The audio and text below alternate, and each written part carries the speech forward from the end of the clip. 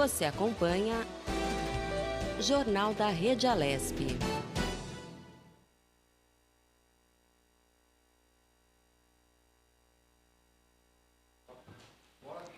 Este é o Jornal da Rede Alesp no combate ao coronavírus. E seguimos com mais informações para você, telespectador, sobre pandemia, entrevistas e tudo o que acontece aqui no Parlamento Paulista. Vamos lá com mais informações. O Banco Central apresentou a nova cédula de R$200 na cerimônia de lançamento que foi transmitida pelo canal do Banco Central no YouTube. De acordo com o Banco Central, o lançamento da nova nota é uma forma de a instituição agir preventivamente para a possibilidade de aumento da demanda da população por papel moeda. De acordo com o Banco Central, a previsão é que até o fim do ano sejam produzidas 450 milhões de unidades da nota, equivalente a 90 bilhões de reais. O Banco Central gastará cerca de 113 milhões de reais a mais do que previsto no orçamento anual para a produção das novas notas e para a impressão de mais de 170 milhões de cédulas de R$100. A nota vem com a imagem do lobo-guará. Segundo o Banco Central, esta será a 7ª cédula da família de notas do real. O lobo-guará foi escolhido em pesquisa realizada pelo Banco Central em 2001 para eleger quais espécies de fauna brasileira deveriam ser estampadas nas cédulas do país. Bem, agora a gente vai, o Jornal da Rede Alesp vai com mais uma entrevista para você. E a gente fala agora com o deputado Adalberto Freitas, do PSL, e vai falar sobre o abandono e maus tratos de animais. Boa tarde, deputado. Seja bem-vindo mais uma vez ao Jornal da Rede Alesp.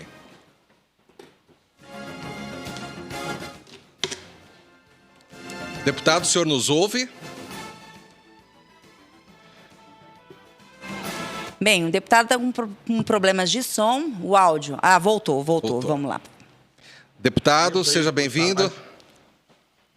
Muito obrigado. Eu agradeço por, mais uma vez, estar podendo estar conversando com vocês. Parabenizo a todos vocês da Rede Alesp por essa oportunidade. Obrigado, deputado. Deputado, eu quero começar conversando com o senhor a respeito... O senhor é um defensor aí das causas de proteção dos animais, né? Nesse momento, quais projetos aí que o senhor está envolvido em relação à proteção dos animais aqui no estado de São Paulo? Olha só, eu tenho no meu gabinete duas ambientalistas que eu conheci na época que eu fazia faculdade de meio ambiente. E trouxe elas para trabalhar comigo e nós estamos desenvolvendo um trabalho excepcional lá. Ambas estão trabalhando muito, né, com essa causa aí. Eu sou defensor e sou também presidente do PSL Ambiental no estado de São Paulo. E faço parte também da Comissão do Meio Ambiente da Assembleia Legislativa. Então, a gente atua bastante. O que nós temos aí, nós atuamos em um projeto de lei, eu fui coautor aí de um projeto de lei que proibia a fabricação, comercialização e utilização de material destinado à perfuração e mutilação de animais, né? Fiz isso, assinei junto com o deputado Bruno Galim, que também é um parceiro defensor, né? Eu fui relator também do PL de 614, que proíbe a captura, transporte, distribuição e comercialização do peixe tucunaré amarelo, né? Também fui relator de uma moção de repúdio contra um projeto que determinava que os animais possuem natureza unicamente ambiental, desconsiderando o interesse desses seres, né, que têm merece todo o nosso respeito.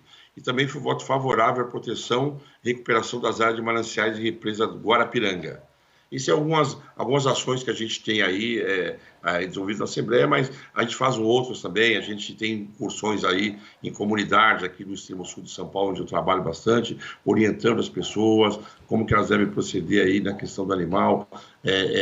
Quando tem algum problema, algum animal, a gente ajuda a recolher também, encaminha para algum lugar para poder ser atendido. E nós estamos criando, aí, junto com uma ONG parceira, estamos criando um centro aí de recolhimento de animais aí, de abrigo de animais, que com certeza não conseguimos esse ano por conta da pandemia, mas para o ano que vem já vai estar funcionando.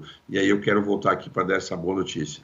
Deputado, bom dia. Quem está falando é a Lília. Eu queria agradecer muito, senhora, aqui mais uma vez a presença aqui no Jornal da Rede Alesp. É muito importante esse veículo de comunicação para os eleitores, né, e para vocês, deputados, mostrarem, né, a briga, a luta de vocês com a bandeira que vocês vestem.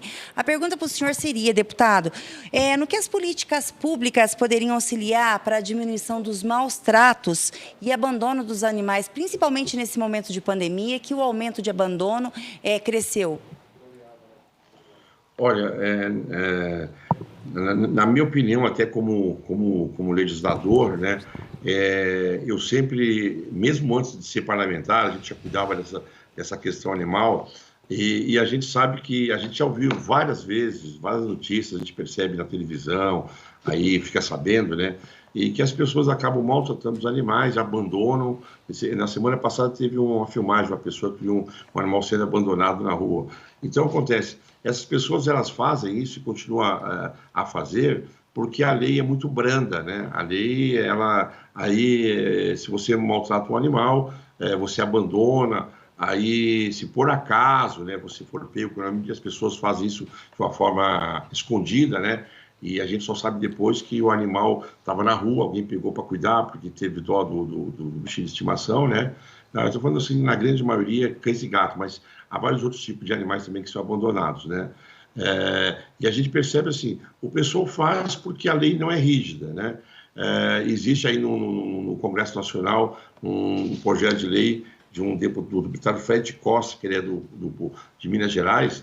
Ele tem um projeto de lei para tornar rígida aí a pena, né, quando houver maus tratos para cães e gatos, né?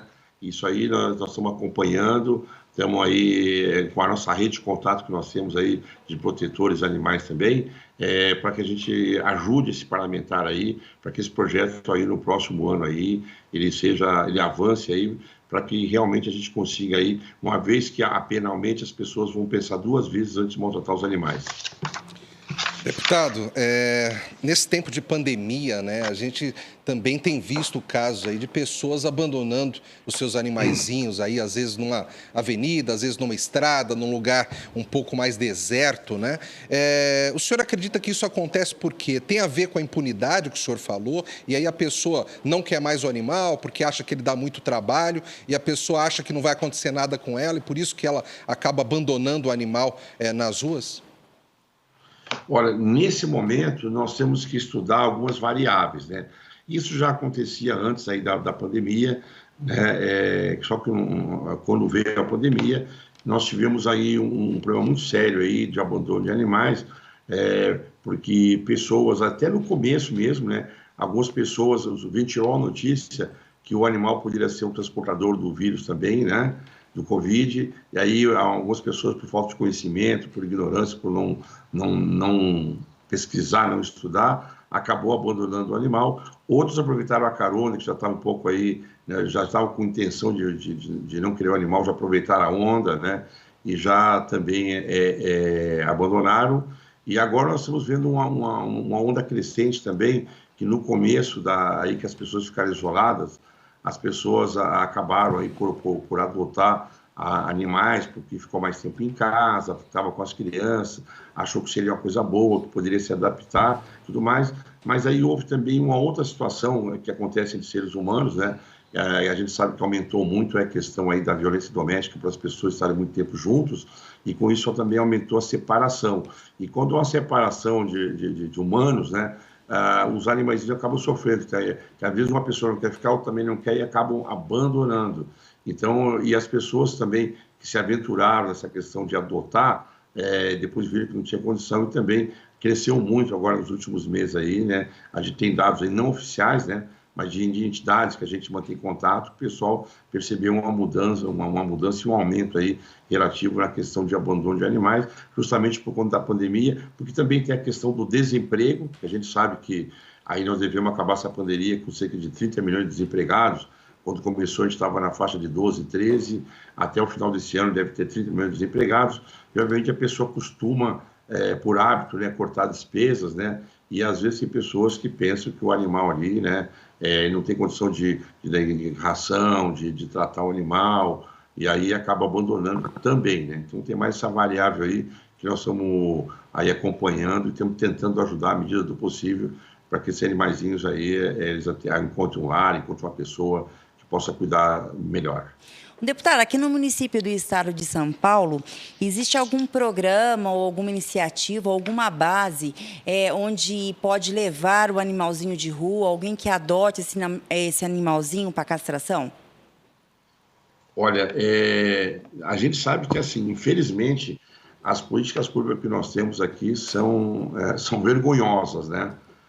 Se a gente considerar que cada 5 lares, 3 tem um animalzinho de estimação, então a quantidade de animais é muito grande. A gente percebe isso quando vai, não no centro, que a gente onde a gente trabalha e tal, né? Mas a gente percebe quando a gente vai um pouco mais para a periferia, a gente vê muito animal na rua, se a gente vai numa cidadezinha próxima de São Paulo aqui, a gente vai na praça, lá vê um monte de animal também andando na rua, tranquilo e tal, né? Agora, o que o poder público tem feito em relação à castração e cuidado com o animal é pífio, né? Em relação às outras, as demandas que existem nessa área, né? Aqui em São Paulo, o que a gente utiliza bastante existe o Castramóvel, né? Que é um projeto da Prefeitura Municipal que ele é oferecido para a população já desde o ano de 2001. Então, várias pessoas já utilizaram esse serviço, né? É solicitado para a Prefeitura, eles vão até um determinado local, eles fazem um programa aí de castração, né? Só que, assim, além de não ser muito noticiado, ele é um programa muito pequeno em relação à quantidade de animais que nós temos na cidade.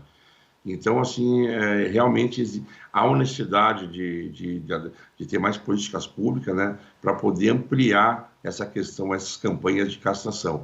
Infelizmente, a gente sabe que São Paulo é uma mega metrópole aí, e exatamente tem também um número elevado de animais que precisaria ter, assim, um serviço melhor, de maior quantidade, e para que possam todos ser atendidos aí à medida do possível. E a gente sabe, né, que às vezes o cachorro está na rua, alguns bairros, né, aí se prolifera porque o cachorro está abandonado. Se não castrar, daqui a pouco a população aumenta de uma forma muito rápida, né, e aí dá maus tratos, abandono, as pessoas não querem, e aí fica um pouco complicado, né. Então, a questão da castração é uma situação muito boa, que deve ser estudada e deve ser ampliado aí o trabalho nessa área. Deputado, a gente está conversando aqui o tempo todo sobre animais, só que eu gostaria de fazer uma pergunta para o senhor a respeito de um outro assunto. Porque o senhor falou agora há pouco sobre a periferia, o senhor falou do desemprego, até que na periferia tem mais animais abandonados, infelizmente, pela falta de dinheiro. E eu sei que o senhor é uma pessoa que conhece aqui a cidade de São Paulo, conhece a periferia, isso como poucos, né? Nesse momento, como é que está a situação de desemprego da população aqui na periferia de São Paulo e dos municípios vizinhos a São Paulo? Olha, as notícias que nós temos, né? Porque, assim, é bom deixar, além de eu moro há 51 anos aqui em São Paulo, né? E bem no extremo da Zona Sul, então tem muito contato com essa situação. E por eu ter vindo já da política, eu trabalhei muitos anos aí na assessoria de 2 parlamentares, um estadual e um federal, e eu tinha muito contato também com outras áreas da cidade aqui, né? Então a gente conhece bem aqui algumas cidades vizinhas e também cidades do interior, né? E o negócio não está nada bom. A gente percebe que a gente voltou realmente, deu uma melhorada em algumas áreas, né? Por exemplo, a área de alimentação, de serviços, aí do comércio já está voltando, mas ainda há muita gente desempregado, e essas pessoas conseguiram aí ultrapassar aí um pouco, estão conseguindo aí, né? Por conta de atos humanitários de várias pessoas, de várias entidades. Eu tenho junto comigo uma ONG, uma associação aí, que chama a CISA, né? Que ela trabalha aí na Zona Sul há muitos anos, e ela consegue doações aí de empresários, fazem vaquinha com os associados, né? E a gente consegue aí cestas básicas, a gente direciona para algumas pessoas. Mas agora, a quantidade de gente que ainda precisa de auxílio, né? Para poder se manter aí, a alimentação é grande, né? Graças a Deus, o governo federal também tem ajudado, né? a gente tem que sempre exaltar aí o bom trabalho aí do pessoal da Presidência da República nessa questão do auxílio, né, que deu para as famílias, que vai garantir até dezembro, aí, acho que o auxílio na faixa de R$300 era 600, caiu para 300, mas pelo menos a pessoa até o final do ano sabe que vai ter aí um dinheirinho na conta aí, né, que é o tempo que a gente acha que as coisas vão melhorar. Porque nós estamos vendo essa corrida aí louca aí, que nós estamos tudo torcendo para que dê certo aí, essa questão dos laboratórios que estão desenvolvendo a vacina, né? Temos aí 4, 5, 6 os países envolvidos aí estão correndo cada vez mais para tentar achar aí a vacina que vai resolver, e achamos que isso aí deve acontecer antes do final do ano, que será um presente aí de Natal para a humanidade, né?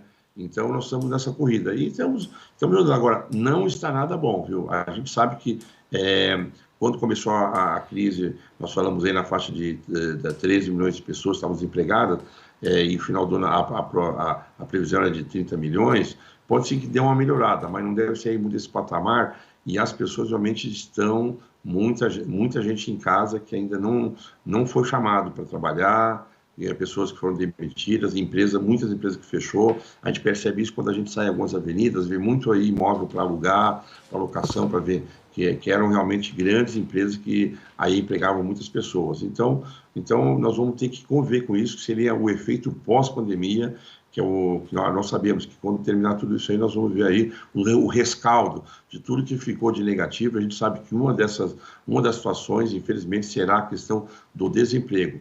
É difícil você conhecer uma família hoje em São Paulo que não conheça aí pessoas aí, alguma família que tem aí gente desempregada, e até mesmo algumas pessoas que trabalhavam, que já sustentavam a casa, que tem aí o pai, ou a mãe, o idoso, o avô, o tio em casa, e a pessoa, com o salário que tinha, ela conseguia manter ajudar a manter essa família. Essa pessoa acabou ficando desempregada, está vivendo aí da renda do governo, mas essa renda é até dezembro. A gente sabe que uma hora vai terminar. E aí teremos alguns problemas aí sociais em decorrência disso. Deputado, para a gente já estamos indo para as considerações finais. Qual é o cenário e a visão que o senhor vê para 2021? Olha, 2021, só complementando o que eu falei, nós vamos ter essa questão aí do pós-pandemia. Eu não acredito que que nós vamos ter alguma coisa muito boa, porque nós sabemos que o mundo já vai entrar numa recessão, vai ser mundial recessão, né? Então, eu acredito que nós vamos demorar aí um tempo para poder se recuperar. Eu acredito que o ano de 2021 vai ser um ano de muita luta, né? Muito sacrifício em algumas áreas aí da sociedade para a gente poder recuperar. Mas sabemos, né, que o nosso povo é um povo lutador, batalhador. Já passamos por outras crises, não tão grandes quanto essa, né, que afetou aí muita gente, tivemos muitos óbitos aí de pessoas conhecidas, né? Mas nós sabemos que o povo nosso é um povo batalhador. E o Brasil, graças a Deus, também tem essa questão aí do agronegócio, que em plena pandemia nós temos aí safras recordes aí de soja, de outros tipos de milho, que alimentam o mundo, que está dividido para o Brasil, né? Que eu acredito que é o que vai segurar aí a agropecuária também. A gente exporta muito alimento para o mundo todo, que é o que vai precisar realmente. Então eu acredito que nós vamos ter aí alguma coisa de bom aí nessas questões aí de agronegócio e agricultura. Agora, nós vamos ter um ano difícil. O ano 2021 vai ser um ano de muita luta, muita briga, mas como falei, o povo brasileiro é um povo esperançoso, trabalhador e confiante em Deus. Tenho certeza que nós vamos passar por mais essa dificuldade que teremos aí pela frente. Deputado Adalberto Freitas, quero agradecer mais uma vez a sua presença conosco aqui no Jornal da Rede Alesp, viu? Eu que agradeço a vocês todos aí pelo carinho, pela atenção que vocês dão aí para todos os assuntos aí que são aí importantes para a população ficar sabendo. A comunicação é extremamente importante. Vocês todos estão de parabéns aí. Eu faço questão de atendê-los sempre que for possível.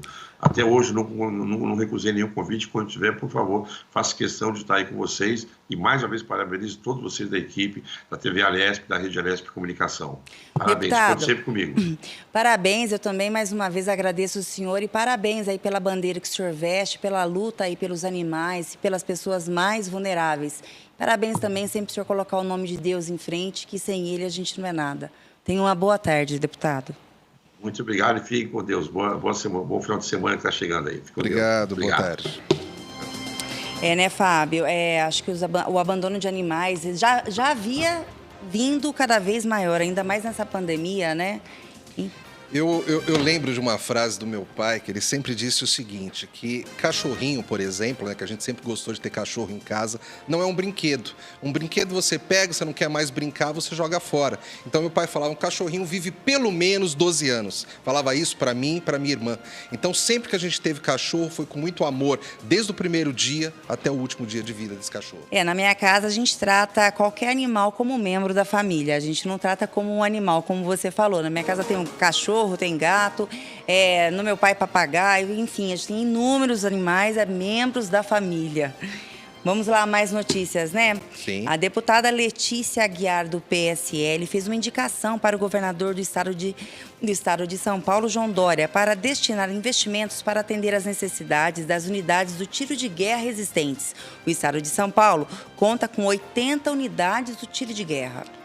A parlamentar ressaltou que os tiros de guerra têm papel preponderante na formação dos jovens como cidadão, ser humano e que contribui na formação cívica, moral e patriótica, no momento que eles mais precisam de orientação. Mesmo amparados pelos convênios com as prefeituras municipais, muitas unidades demandam investimentos para a melhoria da infraestrutura. Bem, Fábio, agora a gente vai mais entrevistas para você, telespectador. O Jornal da Rede Alesp vai conversar agora com a psicóloga Ana Colete. E ela fala sobre o comportamento de crianças e adolescentes na quarentena. Boa tarde, Ana. Seja bem-vindo ao Jornal da Rede Alesp. Boa tarde a todos. Ana, como lidar com crianças e adolescentes muito ativos, né? Quais atividades os pais devem incentivar essas crianças a praticarem durante essa quarentena?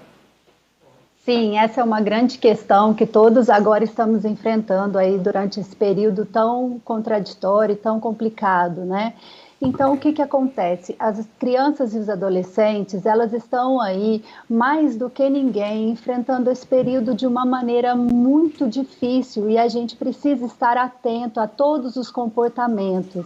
Como você mesmo disse, elas têm aí um excesso, né, de energia que precisa ser verificado. E elas estão sendo expostas aí a conteúdos, né, a próprios conteúdos escolares de uma maneira muito diferente. E a gente sabe que as crianças e os adolescentes, elas possuem uma imaturidade emocional. O que significa isso? Elas ainda não têm condições de fazer o manejo das condições adversas e de fazer isso de uma maneira adaptativa e rápida. Então, os pais têm que estar atentos a qualquer comportamento delas que indiquem qualquer sinal que esteja sendo muito difícil para elas realizarem isso, né? Nós, adultos, se para a gente já está sendo difícil esse período, imagina aí para as crianças. Então, a gente indica que nesse momento de tantas incertezas e inseguranças, a gente possa criar para as crianças e os adolescentes um ambiente dentro de casa que estimule a presença do bom e do belo, para que ela se sinta segura e que todos os indícios de ansiedade, de medo, possam ser aplacados pelos pais nesse momento. É importante a gente estar atento a todos os comportamentos da família em si, como é que os pais estão reagindo, se eles estão promovendo esse ambiente além dessa ansiedade natural que já está acontecendo, né? Então, verificar a criança, ela passa o tempo todo olhando os nossos comportamentos, as nossas posturas, como é que a gente está reagindo diante dessas incertezas. Então, a gente tem que verificar como nós, os adultos, os tutores, os responsáveis, estamos agindo com a nossa saúde mental e estamos influenciando essa criança, né? Para que a gente possa criar cada vez mais um ambiente mais tranquilo e mais seguro para ela dentro de casa. Então, existem algumas atividades que a gente recomenda que transforme esse mundo aí da criança que está tão exposta à insegurança, às dificuldades, num mundo mais belo, mais bonito, contato mais seguro, que seriam as atividades aí dentro do possível de cada um, é claro.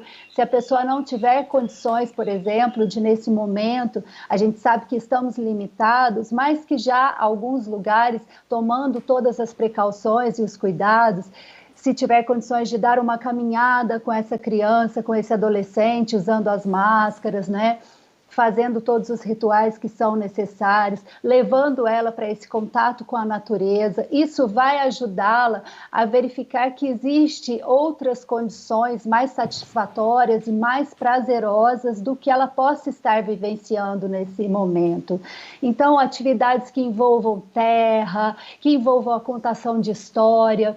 A contação de história ela é excelente porque ela traz uma previsibilidade e uma segurança. A criança ela vai entrando em contato com a mesma história sempre. Então, ela vai adquirindo dentro dela ferramentas para manejar toda essa insegurança, ansiedade que ela possa estar vivenciando.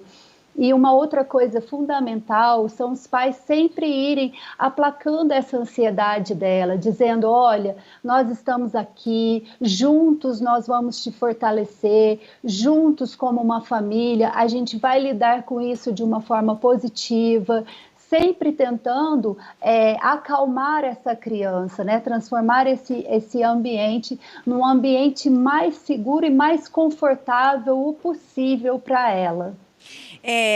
Ana, boa tarde, quem fala é Lilian. Você acha que criar listas de afazeres pode ser uma boa aliada aí para passar o tempo das crianças, para elas terem um pouco mais de responsabilidade nesse momento que elas ficam isoladas e trancadas o dia inteiro dentro de casa? Então, Lilian, boa tarde. Olha, essa lista de afazeres a gente tem que tomar um certo cuidado. Por quê? Porque a criança ela precisa de momentos também muito espontâneos, faz parte da natureza dela. Então, sempre que a gente pensa em rotina com crianças, a gente deve pensar isso com cuidado. Porque o que acontece? A gente não pode promover uma rotina muito fixa e muito estruturada para ela, principalmente agora nesse momento, porque ela já está tendo uma vida muito restrita de poder vivenciar essa espontaneidade, essa intuição dela que ela vivenciava junto com os amigos, na escola, com o contato social.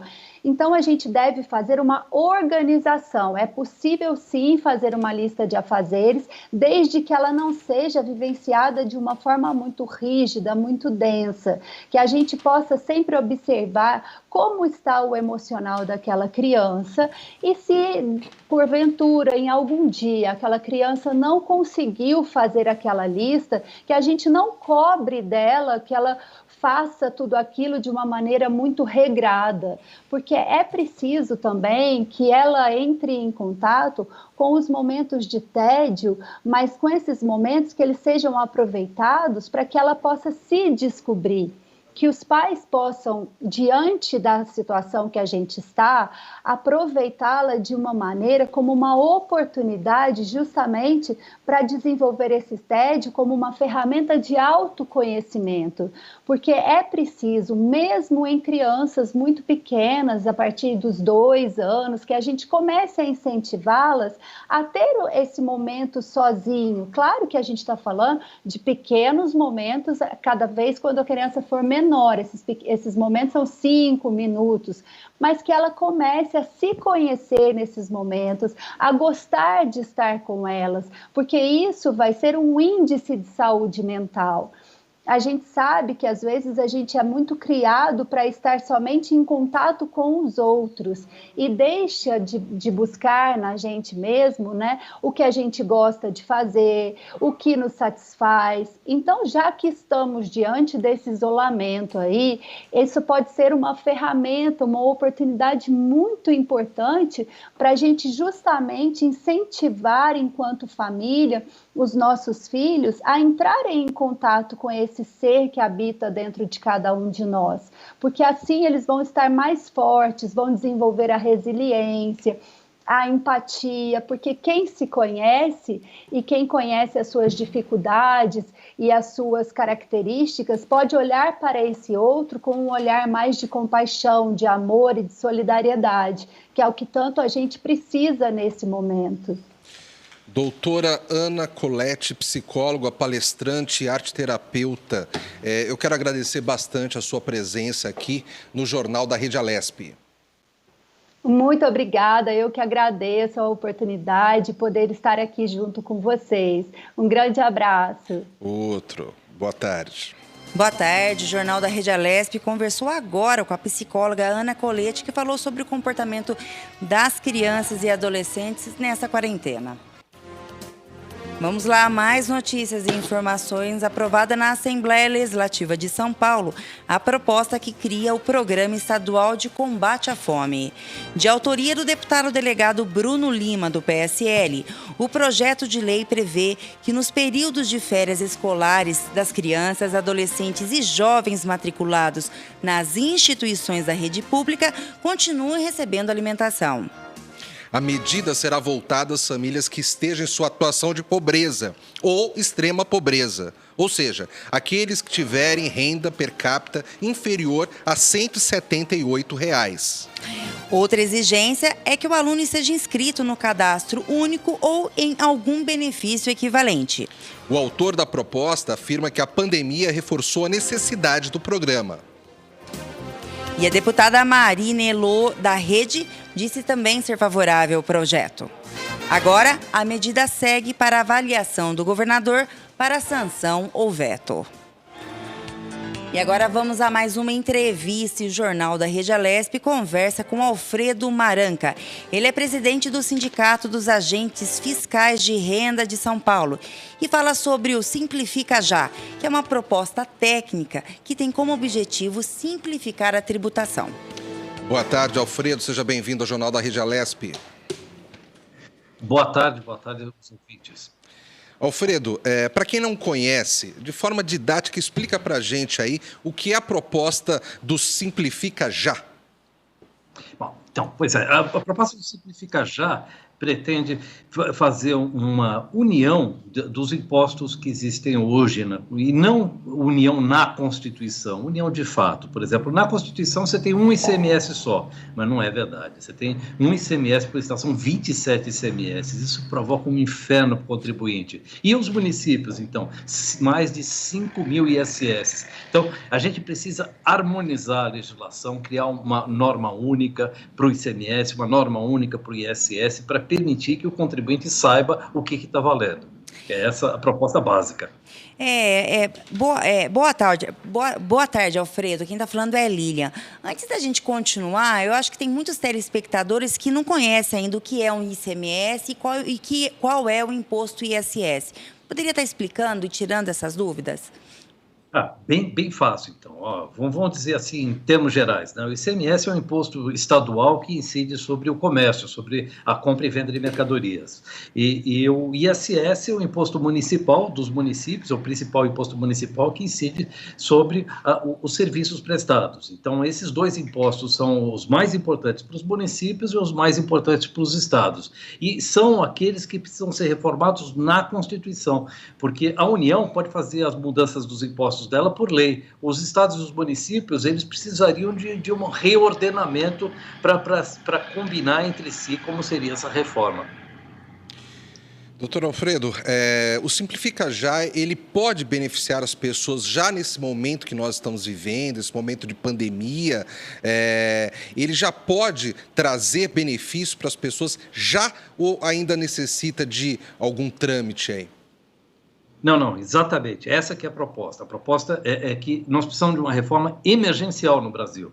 A gente precisa começar desde já a trabalhar. Não adianta a gente pensar em criar no futuro outro imposto, depois vai fazer uma outra lei complementar, vai recriar tudo. A gente precisa consertar o que a gente tem agora, durante a pandemia. E precisa ser uma proposta que tenha a condição de ser aprovada agora, nesse mês aqui, nesses meses aqui do final desse ano, para que assim que o Brasil sair da pandemia, ele já encontre um um ambiente de economia que seja propício a gente ter o crescimento que o Brasil precisa, porque senão aqui o declínio é garantido, mas o crescimento da economia no ano que vem ou no final desse ano não é garantido. A gente precisa garantir o crescimento do Brasil. O Alfredo, de uma forma prática e simples, né, para o telespectador que é leigo no assunto, o que muda para as pessoas e para os cidadãos uma reforma tributária hoje? Então, o que não muda, né? Se você mudar, quando as pessoas que ficam lendo a Constituição, mudar os nomes da Constituição, muda muito pouco os tributos. A gente precisa de um sistema, né, de apoio entre os estados e os municípios que altere o relacionamento das pessoas com a administração tributária. Isso que é o fundamental. E isso é o difícil. Ele tem que começar pela parte difícil, começar pelo trabalho pesado, alterar a forma como as pessoas se relacionam com a administração tributária. Hoje, assim, as pessoas têm que saber, conhecer os impostos de cada um dos estados, dos municípios, fazer declarações, é o fisco que tem que ir até as pessoas. Isso mudou do passado para hoje. Quer dizer, antigamente, as lojas eram um lugar que você ia até a loja. Os estabelecimentos, hoje, você não pode mais ter um guichê de uma repartição pública onde o contribuinte tem que ir lá. O fisco tem que chegar até o contribuinte, ele tem que estar no celular do contribuinte, ele tem que estar eletrônico, disperso, para que o contribuinte tenha um relacionamento leve e fácil e simples com o fisco. Pré-preenchendo, trazendo. A gente tem que usar as informações que a gente tem do contribuinte e não ficar exigindo que o contribuinte saiba como são as regras e traga o imposto devido. Doutor, pelo que o senhor está nos falando aí, eu entendo que o senhor também está falando um pouco de tecnologia, né? Se a gente tem tanta tecnologia no dia a dia e a gente não souber usar essas tecnologias em benefício aí da integração de sistemas para que essas informações cheguem aos órgãos que são necessários chegar e que chegue à população, então não vale a pena ter tanta tecnologia se a gente não utilizar isso. Exatamente. Esse que é o nosso desafio. O desafio é tecnológico. A gente tem, por felicidade, alguns países que são pequenos o suficiente já fizeram experiências muito boas. A Estônia fez um governo eletrônico, totalmente eletrônico, mas é um país com um sistema tributário muito simples, a economia é muito simples, né? A gente precisa fazer isso em outros países. Então, a gente vai acompanhar o trabalho que está sendo feito, por exemplo, nos Estados Unidos, quer dizer, de refazer toda a estrutura de software do Estado para que ele se adapte ao contribuinte. Isso é adaptar até a transparência das informações usando coisas assim que são usadas pelo Google, pela Microsoft, tá? Para lidar com as informações delas. Quer dizer, hoje em dia, para ser transparente, é muito mais fácil do que antigamente, só que você precisa saber como lidar com a informação. Existe uma responsabilidade muito grande. E o desafio tecnológico é gigantesco, realmente é gigantesco, porque não tem nenhuma base de dados que seja do tamanho do Estado. A gente precisa evoluir nessa base de dados e a gente tem pessoal para isso, tem gente com vontade de fazer, com capacidade para fazer isso, já nos estados, e só precisa a oportunidade da gente poder fazer essa uniformização nacional. Bem, doutor, obrigada pela entrevista, né? Obrigada aí por ter tirado nossas dúvidas e tenha uma boa tarde.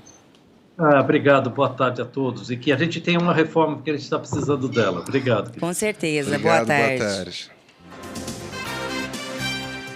Vamos lá, mais informações. Além das atenções voltadas à saúde e às aglomerações no estado de São Paulo, a educação e a modernização da administração pública foram os grandes destaques da coletiva de imprensa realizada ontem à tarde pelo governador paulista no Palácio dos Bandeirantes.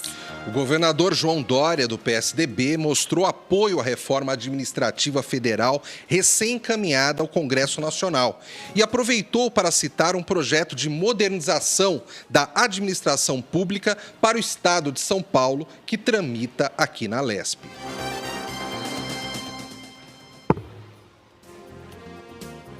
Logo depois, o governador convidou o secretário estadual de Educação, Rosiele Soares, para fazer a apresentação do programa Psicólogos da Educação, que conta com 100 novos psicólogos, que conta com 1.000 novos psicólogos para atender alunos e professores da rede pública impactados com a pandemia do Covid-19. Segundo o governo paulista, as consultas do programa Psicólogos da Educação serão feitas nos próximos meses por videoconferência, através de uma plataforma digital. O programa prevê inicialmente 40 mil horas de atendimento durante a semana. Que também chegarão a 160 mil horas de atendimento por mês e 2 milhões e 100 mil horas de atendimento em cada ano para alunos e servidores da rede pública de São Paulo. Outro assunto ligado à educação que mereceu destaque na coletiva foi o retorno opcional das aulas presenciais no estado de São Paulo, interrompidas desde março deste ano, no início da quarentena obrigatória. Desde então, muitos alunos já relataram enfrentar dificuldades com o ensino à distância. Isso mesmo, Lilian. A reabertura das escolas para atividades de reforço foi autorizada pelo Estado para a próxima terça-feira, dia 8 de setembro. Mas apenas 107 dos 645 municípios paulistas informaram que vão retornar. Na cidade de São Paulo, que tem 3 milhões de alunos em toda a rede de ensino, a prefeitura ainda não liberou a volta presencial nas escolas. O secretário estadual de Educação, Rocieli Soares, falou sobre o retorno seguro às aulas. E o estado de São Paulo já registrou mais de 826 mil casos confirmados da Covid-19, mais de 667 mil recuperações e mais de 30 mil mortes em decorrência da doença. Apesar dos dados superlativos, o secretário estadual da Saúde, Jean Gorenstein, disse que pela primeira vez desde o início da pandemia, o número de mortes pelo novo coronavírus caiu consideravelmente de um mês em relação ao outro. Estamos na 30ª semana epidemiológica. Um importante dado, a pandemia dá sinais de queda no nosso estado. Porém, não é hora de abandonar as regras sanitárias, o uso das máscaras, o distanciamento social e também a utilização do álcool gel. Todos devem ser mantidos. Contamos desde o início com o apoio da população e continuaremos trabalhando para protegê-la. O estado de São Paulo, ele registrou uma queda de 14,8% no número de mortes em agosto em relação a julho. Foram 7.017 óbitos contra 8.324 no mês de julho. É o primeiro mês de registro de queda desde o início da pandemia. Os dados de hoje mantêm essa tendência com taxas de ocupação em unidade de terapia intensiva estáveis, mantendo cifras, todas elas inferiores a 54%, tanto no estado como também no próprio município. Fechamos o mês de agosto com índices abaixo das projeções, tanto de número de casos e próximo, de forma bastante próxima ao mínimo esperado em relação aos óbitos. A secretária estadual de Desenvolvimento Econômico, Ciência e Tecnologia, Patrícia Ellen, ressaltou alguns indicadores do Plano São Paulo. No Plano São Paulo, nós estamos numa nova fase com o platô e em muitos lugares já apresentando a redução do platô. Como era antes a calibragem, o aumento no número de internações e óbitos para a região ser classificada para a fase anterior era automático.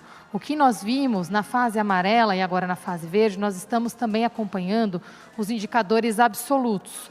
Então, para passar da amarela para a verde, todas as regiões estão trabalhando também, além da redução da taxa de internações e de óbitos, também precisam alcançar um patamar de internações, de 40 internações por 100 mil habitantes e também de 5 óbitos por 100 mil habitantes, que isso já sinaliza um outro momento da pandemia.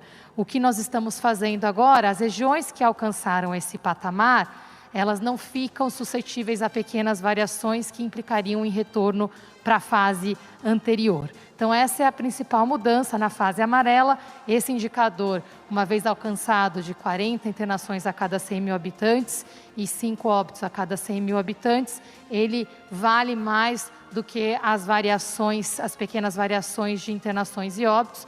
Passando desse valor, a gente volta a monitorar os dois também.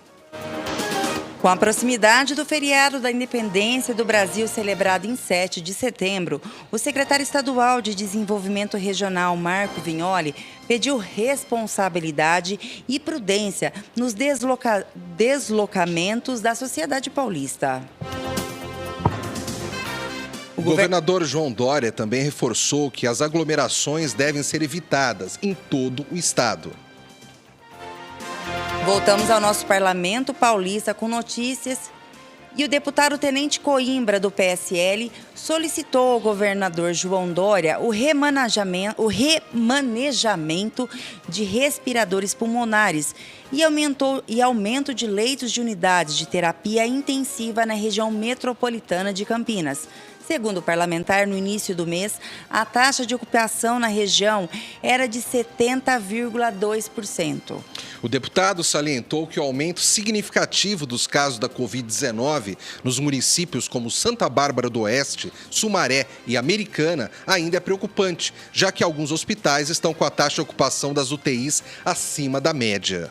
O parlamentar disse também que precisa ajudar as cidades mais afetadas para evitar um colapso no sistema de saúde. Além disso, é hora do Estado somar forças aos municípios para intensificar o combate à pandemia.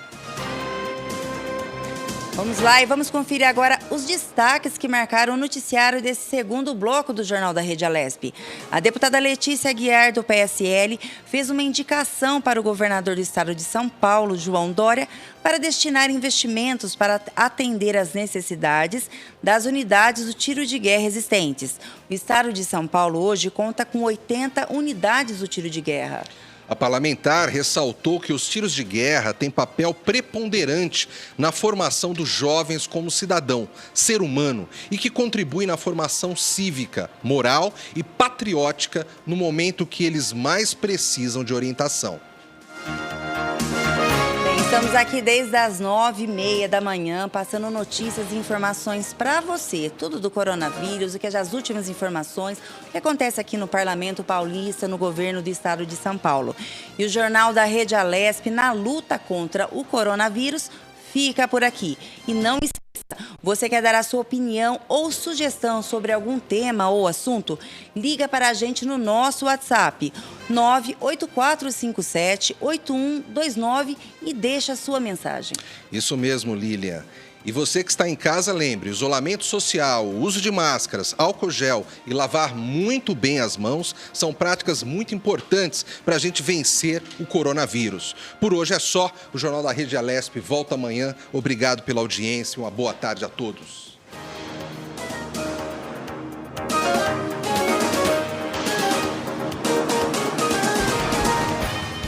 Você acompanhou o Jornal da Rede Alesp. Tudo sobre o